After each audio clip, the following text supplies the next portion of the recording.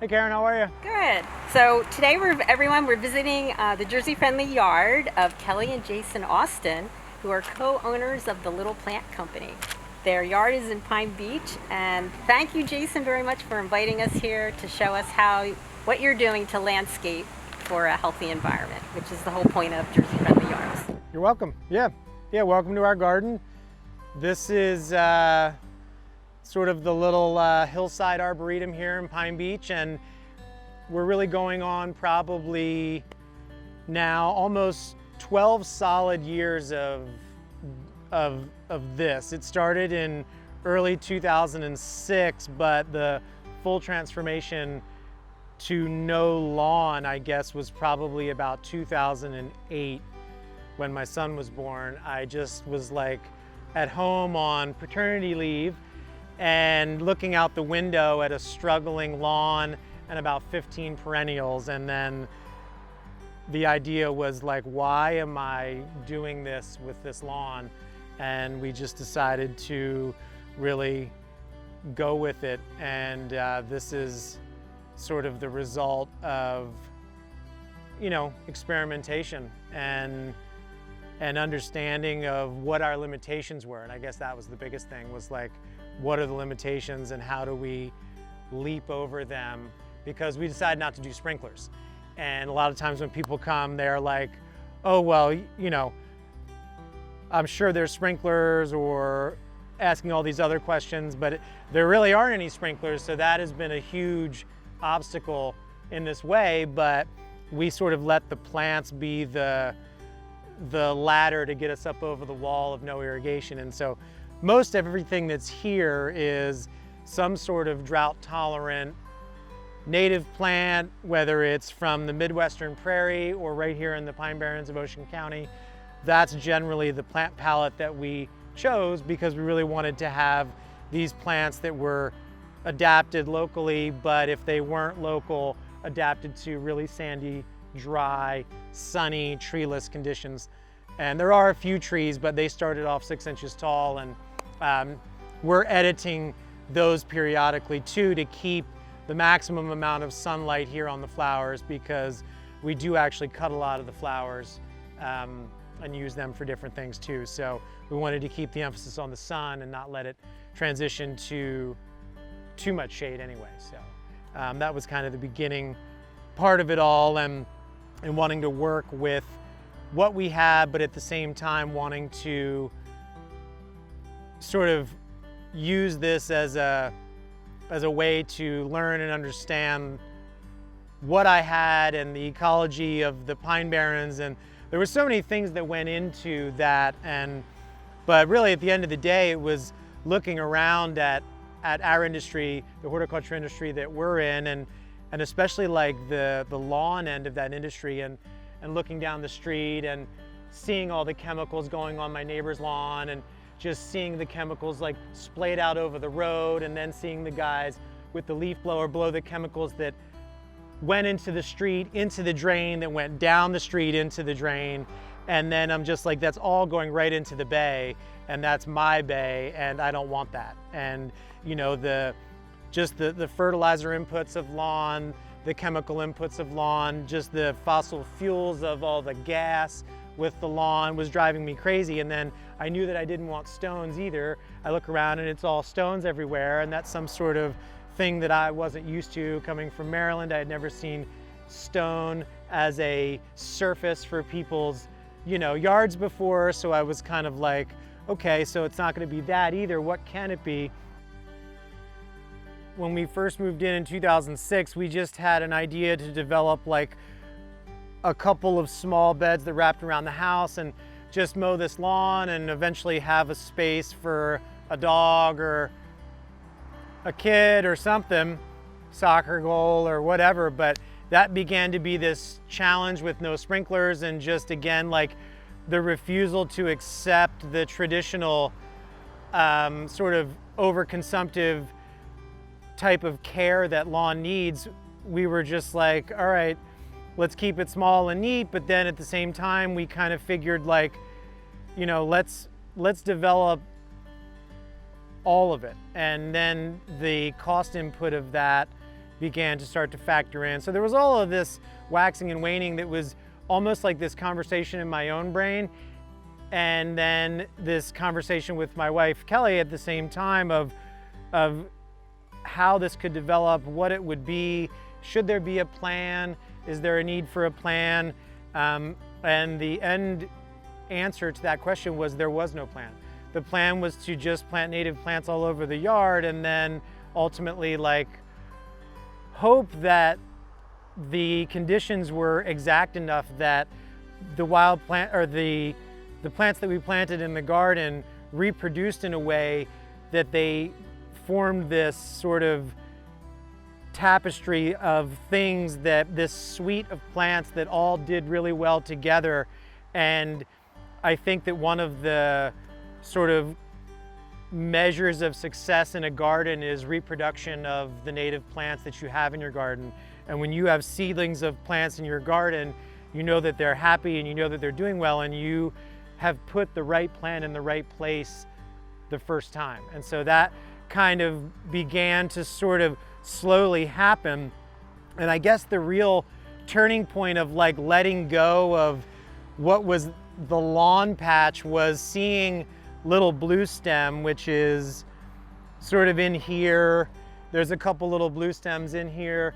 And I saw one out there that was being mowed and sort of treated as lawn. And once I saw 2 or 3 more of those, then I was like, that's it. And they came up, and then lupines went in around them, and then things went around that, and then that began the landslide.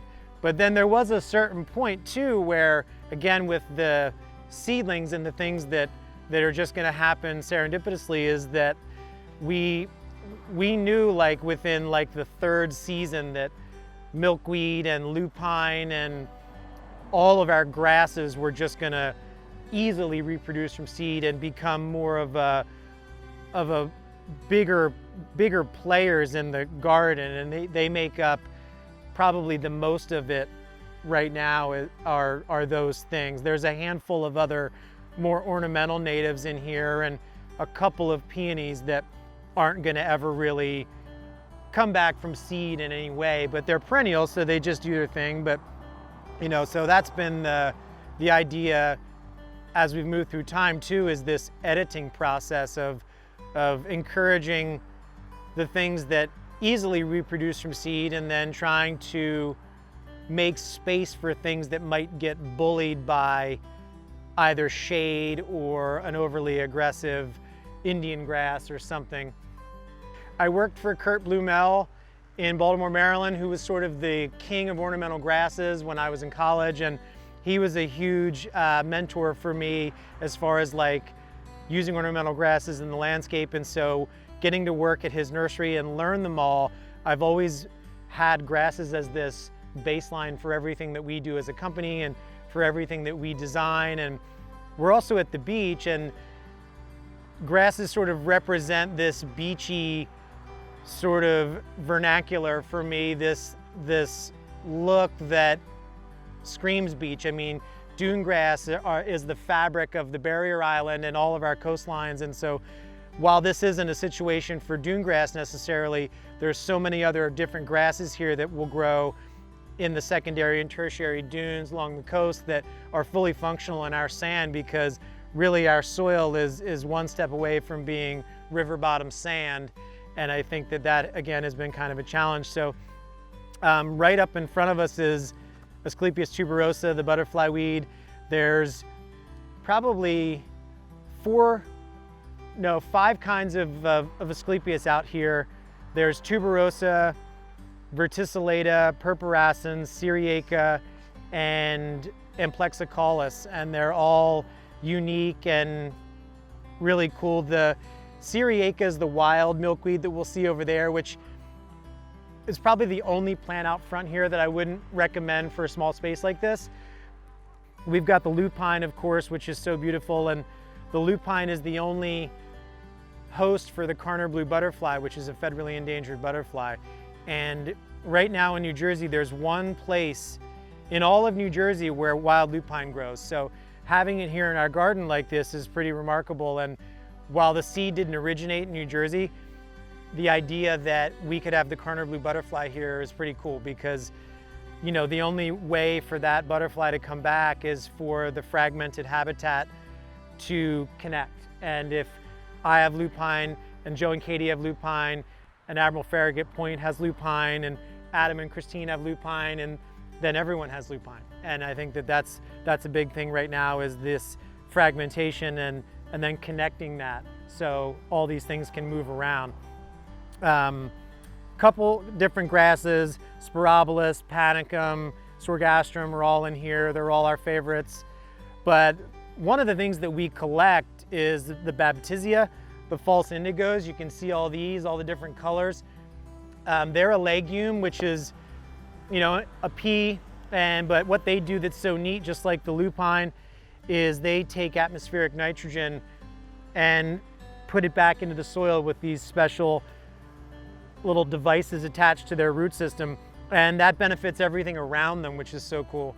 So they're like the oak tree of perennials. They're going to live for 25 or 30 years in the same spot and just get bigger and bigger and bigger, and it would take a backhoe to dig out this Baptisia screaming yellow. But you know, they're these great plants. And the other thing that we've collected too is the mountain mint, and they're not in bloom, but there's about 7 or 8 species of mountain mint here. Working at a native plant nursery, we get a pretty interesting cast of characters that come down, and what it ends up being a lot of times when people visit the nursery is just sharing or trading, or hey, I'll bring you some mountain mint if you have some native azaleas for me. So mountain mint has been this really neat surprise for us, because I can't think of any one plant in the garden that brings more beneficial pollinator insects to the garden than mountain mint. And they're all so different looking in kind of a fun way, and they're patch forming. They're not aggressive like the wild milkweed, where they're going to come up 10 feet from where they started. But you know, like here's a patch, there's a pretty decent sized patch right there, but then over here there's just random little ones popping up. But that has been one of the neat sort of later surprises for us. So there's a couple other things too that we have been really interested in as far as the perennials go. Penstemon, or the beard tongue, is this cool pink flower right by me.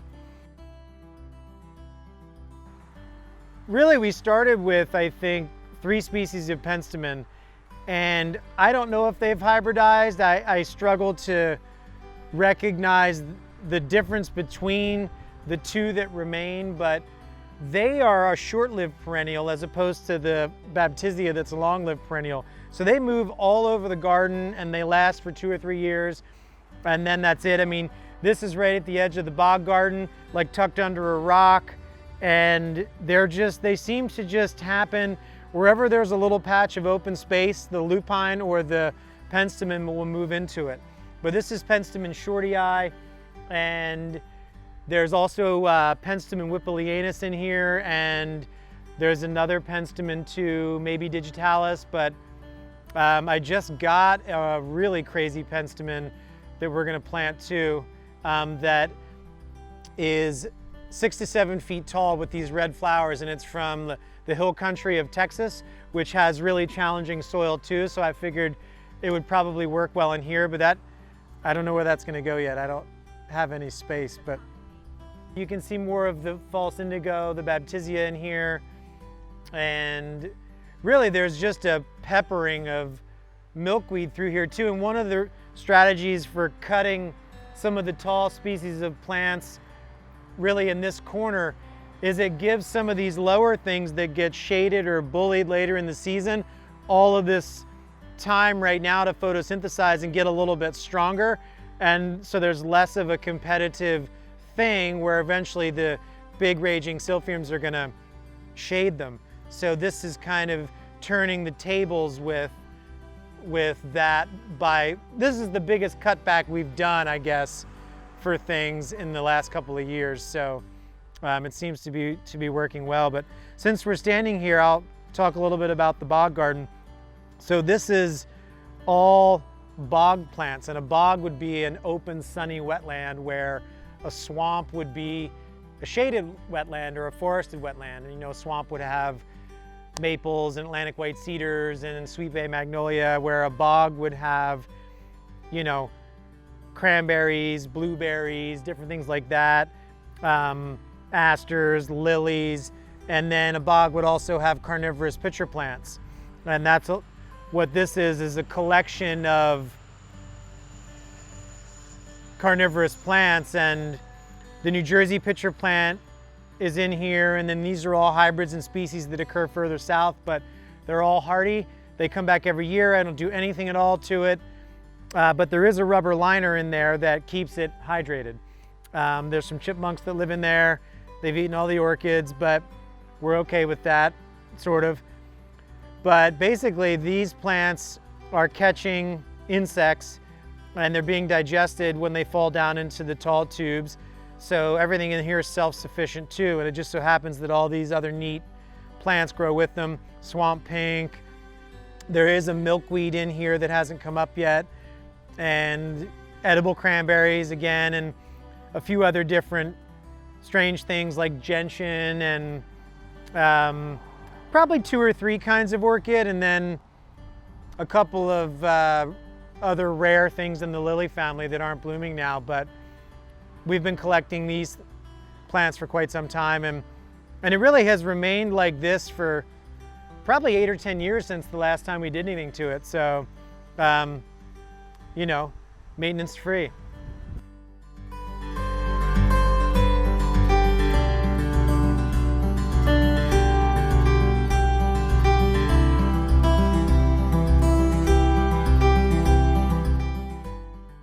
You know, it was an empty space with a couple of daylilies and a birch, and then we started to go back and forth with you all, Barnegat Bay Partnership, and Ocean County Soil Conservation, with some ideas for some grants and some places to put native plants. And so you guys had already selected Caddis Island and the Island Heights Library.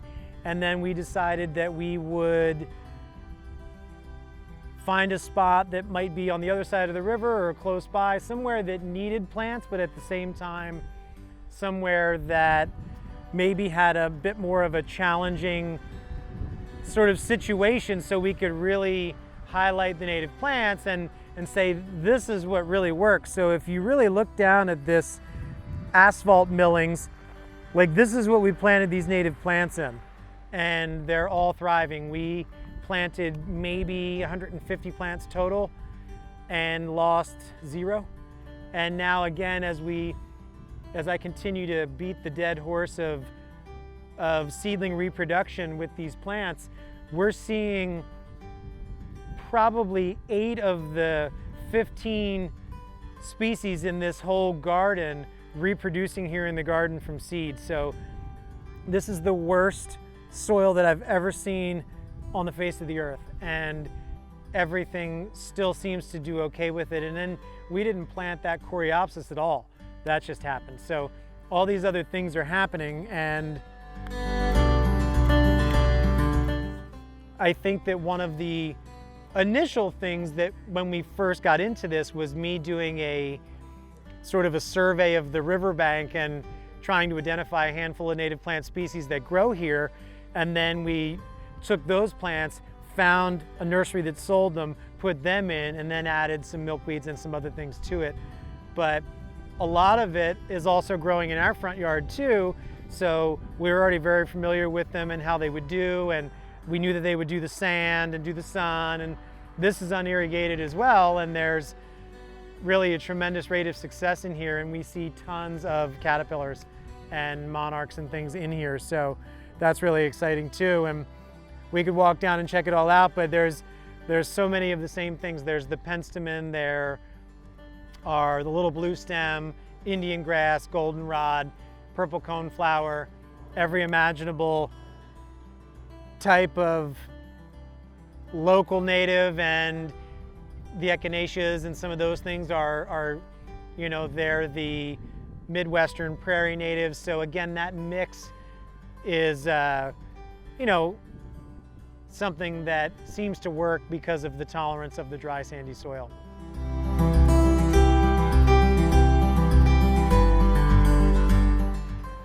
We did. The community involvement was initially interesting, and then it had a twist and a turn, and then we circled back around to having a really cool core group of people that now are the Pine Beach Garden Club.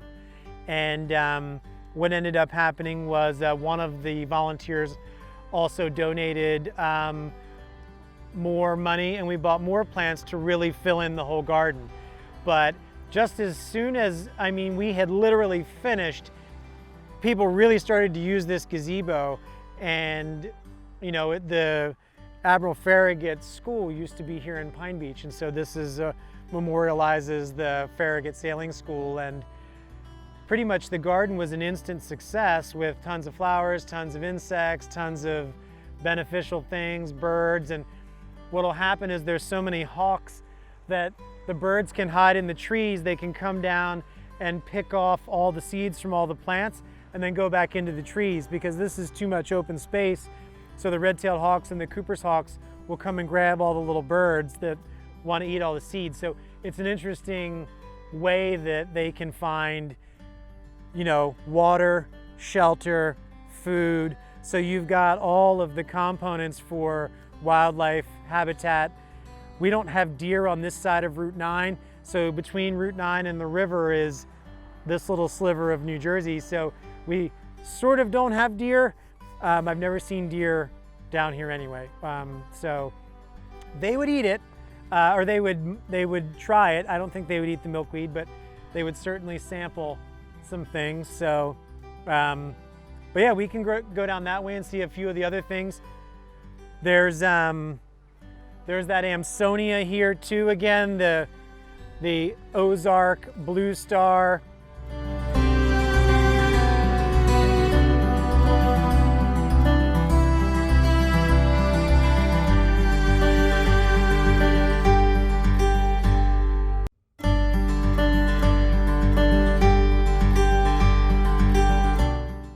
That's what we hope. I mean, you know, one of the things that we were talking about was just as it would exactly be that. It would show people that, you know, comparatively speaking, most people have like some semblance of soil.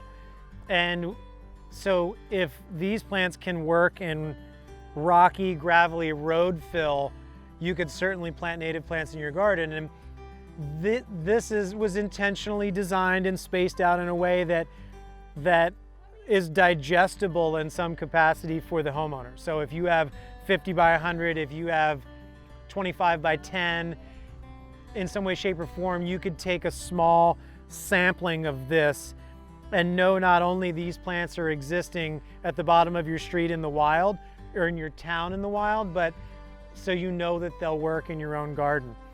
And I think that that's what's kind of neat. And, you know, like even this is the showy aster right here. And that used to be all over the sand down there. I think, you know, Hurricane Sandy took it out. But when we first moved into town, that was growing all over at the bottom of the street in the sand. So we returned it. But yeah, again, as so many people use the gazebo and walk their dogs and jog and bike and run through here, it's really, really visible. And this is just the beginning. The baptisias are blooming now. And then for the next, really until probably fall, something's gonna be flowering. There's a whole collection of aster too called October Skies, the aromatic aster. And that is gonna bloom in October. So really it's kind of like May to October. You've got all that time, there's something blooming no matter what.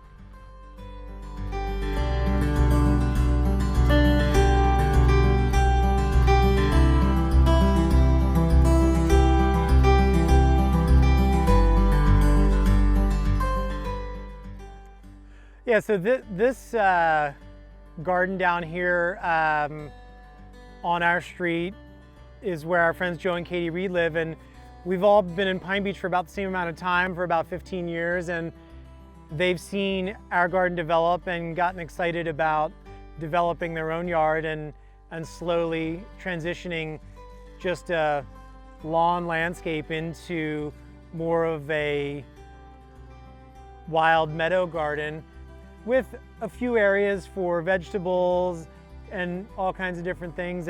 But one of the similarities is the plant palette. And again, it's no accident. These plants all do really, really well in the dry, sandy soil.